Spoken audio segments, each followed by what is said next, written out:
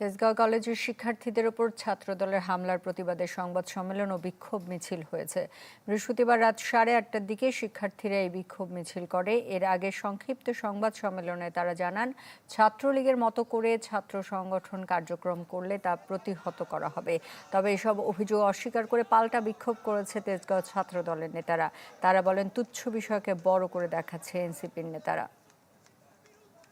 তেজগাঁও কলেজের ছাত্রলীগের একজন সরকারি কর্মী, এখন সে ভোল পাল্টে সে এনসিপি হয়ে গেছে। তারে বলতেও পারবো না যে তুমি তো ছাত্রলীগ করছো। 5ই আগস্টের আগে ও পরে স্পষ্টভাবে রাজপথে থেকে সক্রিয়ভাবে ফ্যাসিবাদের বিরুদ্ধে লড়াই করেছে এবং সেটা এই ক্যাম্পাসের সবাই জানে, ছাত্র দলেরও সবাই জানে, ছাত্র শিবিরেরও সবাই জানে এবং সে এটা প্রমাণিত। এরকম না যে সে আজকে হঠাৎ করে লুকিয়ে ক্যাম্পাসে এসেছে আর ছাত্রদল তার উপর হামলা করেছে। এখানে ছাত্রদলের সাথে এনসিপির সংঘর্ষ, এই কথাটাই বা আসবে কেন?